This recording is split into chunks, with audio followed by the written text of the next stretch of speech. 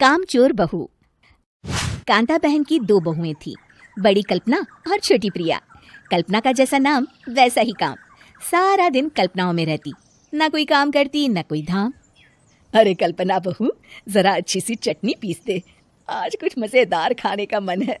पेट में जलन हो जाएगी माँ जी बुढ़ापे में, और वैसे भी मेरा काम करने का वक्त शाम का है, आप प्रिया को ही बोल दो। इतना कहकर कल्पना वहां से चली जाती है।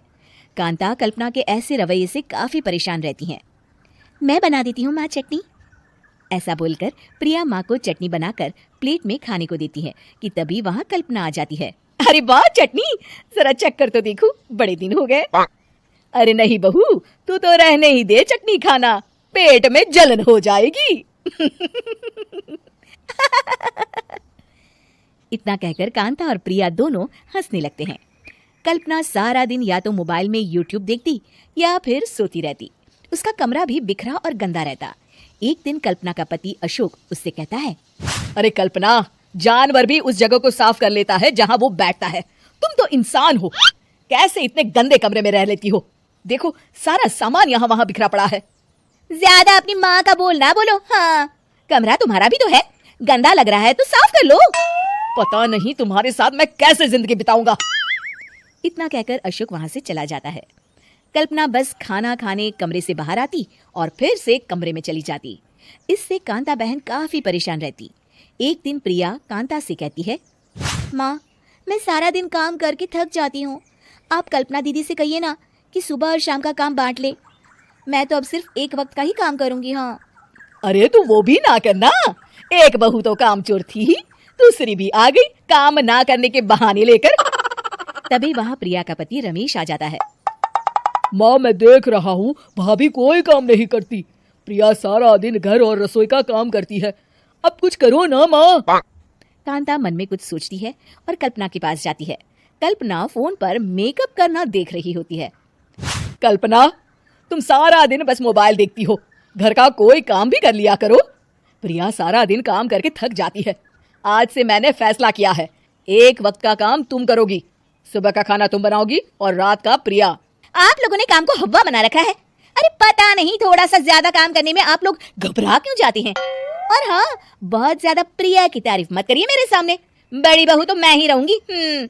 मैं कुछ नहीं जानती, कल सुबह मुझे वक्त से खाना चाहिए, रसोई में आ जाना, वरना कल से तुझे खाना नहीं मिलेगा।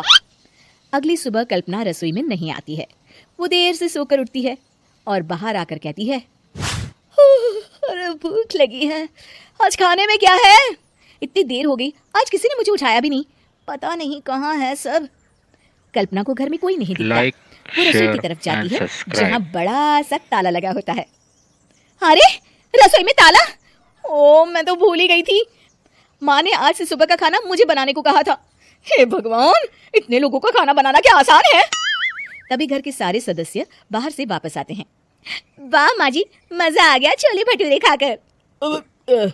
मेरे मुंह में तो अभी भी स्वाद आ रहा है। अरे कल्पना, तेरे भरोसे रहते तो हम तो भूखे ही रह जाते। कल्पना को बहुत गुस्सा आ जाता है।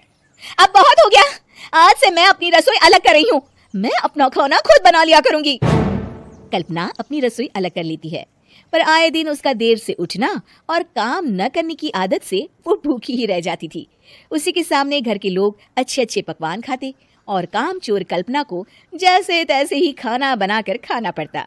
पर एक दिन तो हद ही हो गई। माँ, दीदी आज सुबह से कमरे से बाहर नहीं निकली, हमें जाकर देखना चाहिए। सो रही होगी कामचोर कहीं की, पर तुम कहती हो तो चलो देख लेते हैं उसे। कल्पना कमरे में पेट पकड़कर बैठी होती है। हाय मेरा दर्द, पेट दर्द के मारे मर रही हूँ मैं।